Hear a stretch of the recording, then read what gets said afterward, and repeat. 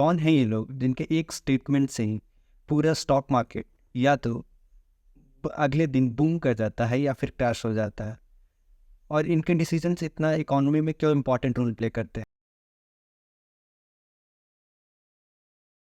ये जितने भी लोग हैं वो सेंट्रल बैंक्स के, अलग अलग कंट्रीज़ के सेंट्रल बैंक के गवर्नर्स हैं, जिनका रोल प्ले इकोनॉमी में बहुत इंपॉर्टेंट रोल प्ले करता है। बेसिकली उन्हीं का डिसीजन ये होता है कि इकोनॉमी कैसा चल रहा है या फिर इकोनॉमी को कैसे चलाना है, इन्फ्लेशन रेट क्या होगा, इंटरेस्ट रेट्स क्या होगा, सेंट्रल बैंक्स के गवर्नर्स डिसाइड करते हैं।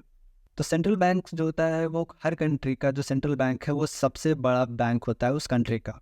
सेंट्रल बैंक के अंदर ही बहुत सारे बैंक्स होते हैं। जैसे कि एग्जांपल के लिए हम लोग समझते हैं, इंडिया का एग्जांपल लेते हुए, इंडिया का सबसे बड़ा बैंक जो है सेंट्रल बैंक है वो आरबीआई है, रिजर्व बैंक ऑफ इंडिया।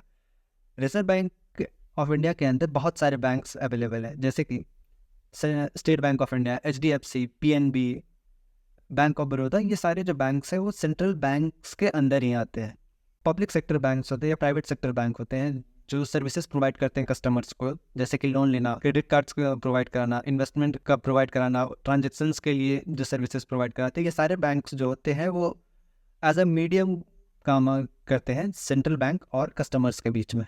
तो सेंट्रल बैंक इतना इंपॉर्टेंट रोल प्ले क्यों करता है? क्योंकि सेंट्रल बैंक जो है वो बेसिकली ये काम करता है, एग्जाम्पल के लिए हम लोग समझे तो सेंट्रल बैंक क्या करता है? सेंट्रल बैंक बेसिकली ये काम करता है कि जो कंट्री का इन्फ्लेशन क्या होगा, सीपीआई क्या होगा, इंटरेस्ट रेट्स बैंक्स का क्या होगा, ये सारे डिसीजंस जो है वो सेंट्रल बैंक से लेता है। इकोनॉमी को किस डायरेक्शन में लेके जाना है, इकोनॉमी कैसे फंक्शन करेगा, कैसे रेट ऑफ इन्फ्लेशन को कम किया जाए, ये सारे डिसीजंस जो है वो सेंट्रल बैंक लेता है। इसे एग्जांपल से इस तरीके से समझते हैं, सेंट्रल बैंक कभी भी इन्फ्लेशन रेट जब भी आता है हर क्वार्टरली, जो इन्फ्लेशन रेट सेंट्रल बैंक से रिलीज करता है, तब उसमें यह देखा जाता है कि पूरे कंट्री का जो इन्फ्लेशन है वो किस डायरेक्शन में चल रहा है, वो कितना इफेक्टिवली रोल प्ले कर रहा है। अगर इन्फ्लेशन जो है वो सर्टेन लिमिट से ज़्यादा होता है, जो कि हर कंट्री एक सर्टेन थ्रेशोल्ड पॉइंट रखता है कि विद इन अ रेंज में, जैसे कि इंडिया का 2 to 6% इन्फ्लेशन रेट जो है वो सेंट्रल गवर्नमेंट हमेशा कंट्रोल करने का कोशिश करता है कि जो भी इन्फ्लेशन रेट रहे वो 2 to 6% के बीच में रहे।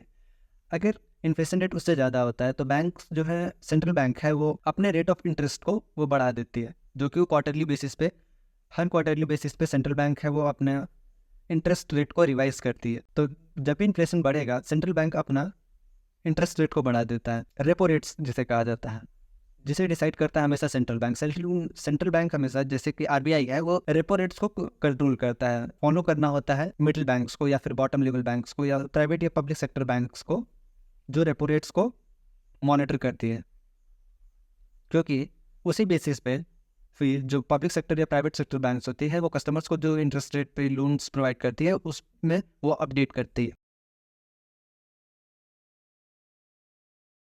तो एग्जांपल के लिए हम लोग समझते हैं कि अभी अगर इन्फ्लेशन बढ़ने लगे, कल को 6% से ज़्यादा अगर होने लगे, तो सेंट्रल बैंक है वो बहुत इंपॉर्टेंट रोल प्ले कर रहा होता है, क्योंकि सेंट्रल बैंक्स के पास सारा डेटा अवेलेबल होता है कि इकोनॉमी कैसे चल रहा है, कितना कंजम्पशन हो रहा है इकोनॉमी में, डिमांड एंड सप्लाई कैसा चल रहा है, रेट ऑफ इंटरेस्ट क्या है, लोगों का जो परचेजिंग पावर है वो कैसा है, बोरविंग्स कैसा चल रहा है। इन सारे डेटास जो है वो सेंट्रल बैंक्स के पास अवेलेबल होता है, जिससे वो आसानी से प्रिडिक्ट कर पाते हैं कि आने वाला टाइम में इकोनॉमी जो है वो किस तरीके से फंक्शन करेगा। सेंट्रल बैंक हमेशा मॉनेटरी पॉलिसी इसको बनाती है जो कि हर बैंक्स को फॉलो करना होता है। मॉनेटरी पॉलिसी में सिंपली ये होता है कि किस रेट ऑफ इंटरेस्ट पे बैंक्स को सेंट्रल गवर्नमेंट लोन प्रोवाइड कराएंगे, जो कि रेपो रेट होता है, कि किस रेट ऑफ इंटरेस्ट पे बैंक्स को लोन मिलेगा सेंट्रल बैंक्स के द्वारा, जिसको रेपो रेट बोलते हैं। तब आरबीआई अपना जो रेपो रेट जो है वो उसे इंक्रीज कर देगा। इससे यह होगा कि बोरोइंग रेट्स जो है वो इंक्रीज हो जाएगा कस्टमर्स के लिए। तो मार्केट में जो कैश फ्लो है या फिर जो कैश जो चीपर रेट ऑफ इंटरेस्ट पे अवेलेबल होता है कस्टमर्स को, वो हाई रेट ऑफ इंटरेस्ट पे होगा, जिससे ये होगा कि लोग और भी कम लोन्स लेना पसंद करेंगे। बैंक पहले 8 to 9% पे देता था, वो हो सकता है कि बैंक जो है वो उसी सर्विसेज को 10 to 11% rate of interest charge कर रही हो, जिससे ये होता है कि कस्टमर्स लोन लेना अवॉइड करते हैं उस टाइम पे। इससे ये होता है कि मार्केट में बोरोइंग कम होता है, तो लोग पैसा कम बोरो करते हैं बैंक। जब मार्केट में इंटरेस्ट बढ़ेगा तो लोग अपना कंजम्पशन को कम करते हैं, इससे ये होता है कि लोग बोरोइंग कम करने लगते हैं, और जब बोरोइंग कम होता है तो इकोनॉमी स्लो डाउन होता है थोड़ा, और इससे ये होता है कि लोगों के पास कैश फ्लो जो अवेलेबल होता है वो कम होता है, क्योंकि वो अब ज़्यादा लोन्स मार्केट से उठा नहीं पा रहे हैं या ज़्यादा लोन्स मार्केट बैंक से वो नहीं ले रहे क्योंकि अभी रेट ऑफ इंटरेस्ट बहुत हाई होता है। इससे ये होता है जब पीपल के पास बॉर्विंग कम होता है, कैश फ्लो कम होता है, तब वो परचेजिंग कम करते हैं। इससे ये होता है कि जो प्रोडक्ट का प्राइस होता है वो भी डिमांड एंड सप्लाई की वजह से डिक्रीज होने लगता है। जब कोई भी प्रोडक्ट का से ये प्राइस जब कम होता है तो इससे ये इन्फ्लेशन को सेंट्रल बैंक है वो इसी तरीके से इन्फ्लेशन को कंट्रोल करती है। जब central bank rate of interest को बढ़ाता है तो लोग कम बॉर्विंग करते हैं बैंक से। इससे ये होता है कि लोगों के पास कैश जो है वो कम होना चालू होता है। जो बड़े बड़े कंपनीज होती हैं उनके पास कैश रिजर्व भी कम होने लगता है। इससे ये होता है कि जो फाइनल एंड जो प्रोडक्ट्स हैं उनका प्राइस कम होने लगता है, क्योंकि जब कंज्यूमर के पास पैसा ही नहीं है तो वो परचेजिंग नहीं करता है, और जब परचेजिंग नहीं होता है तो डिमांड एंड सप्लाई की वजह से प्रोडक्ट का प्राइस कम होता है। तो इस तरीके से इन्फ्लेशन को गवर्नमेंट कंट्रोल करती है।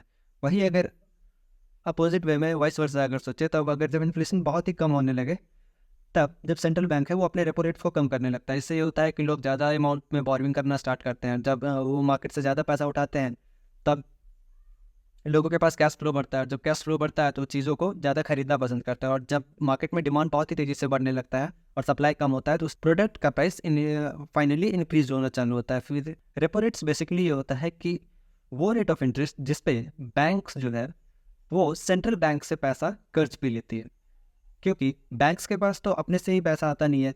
जब मार्केट में पैसे का ज़्यादा डिमांड जब बढ़ने लगता है तब जो private and public sector banks होते हैं वो सेंट्रल बैंक्स के पास जाते हैं। अब सेंट्रल बैंक्स उसे किस रेट ऑफ इंटरेस्ट पे जो पैसा देती है उसे बोलते हैं रेपो रेट। तो सिंपली अगर बैंक्स को चीपर रेट ऑफ इंटरेस्ट पे पैसा अगर सेंट्रल बैंक्स देगा तब कस्टमर्स को भी लेस रेट ऑफ इंटरेस्ट पे बैंक से वो पैसा अवेलेबल कराएगा। तो central banks private and public sector banks को तब लेस रेट ऑफ इंटरेस्ट पे पैसा देगा जब इन्फ्लेशन कंट्रोल में रहेगा या फिर इन्फ्लेशन डाउन रहेगा। जनरली यही इसी तरीके पे सेंट्रल बैंक जो है वो अदर बैंक्स को लेस रेट ऑफ इंटरेस्ट पे पैसा देती है बोरोविंग्स के लिए। जब इन्फ्लेशन कंट्रोल में होता है तब रेपो रेट्स भी कंट्रोल में होता है। प्राइस गेन करेगा तो डिमांड बढ़ेगा, डिमांड बढ़ेगा तो इन्फ्लेशन भी धीरे धीरे ऊपर होगा या फिर कंट्रोल में आएगा। वो बैंक्स को तब हाई रेट ऑफ इंटरेस्ट पे चार्ज करता है जब या तो कंट्री का इकोनॉमिक कोई प्रॉब्लम में हो या फिर इन्फ्लेशन बहुत हाई हो। जब इन्फ्लेशन हाई होता है तो central bank basically repo rates को इंक्रीज कर देता है, जिससे ये होता है कि कस्टमर को भी हाई रेट ऑफ इंटरेस्ट पे लोन्स मिलता है। और जब भी हाई रेट पे इंटरेस्ट मिलता है तब जो बिग प्लेयर्स होते हैं या बिग कंपनीज होता है वो लोन लेना उस टाइम अवॉइड करते हैं कि, और इससे ये होता है कि उनके पास कैश फ्लो जो होता है वो डिक्रीज होता है। रेपो रेट बहुत इंपॉर्टेंट रोल प्ले करता है कि कस्टमर्स को किस रेट ऑफ इंटरेस्ट पे पैसा मिलेगा। जब भी कस्टमर्स को चीपर रेट ऑफ इंटरेस्ट पे लोन मिलेगा तब वो इकोनॉमी को और भी ज़्यादा बूस्टिंग करने में हेल्प करेगा। लेकिन जब रेट ऑफ इंटरेस्ट हाई पे मिलेगा तो लोग बॉर्विंग करना कम कर देंगे, और बॉर्विंग करना कम करेंगे तो डिमांड एंड सप्लाई जो है वो मार्केट में बहुत ही ज़्यादा अफेक्ट होगा, और इसके वजह से इकोनॉमिक डाउनफॉल होना, ये इन सारे प्रॉब्लम्स को गवर्नमेंट को टैकल करना होता है। इस वजह से गवर्नमेंट हमेशा चाहती है कि जो इन्फ्लेशन है वो कंट्रोल में रहे।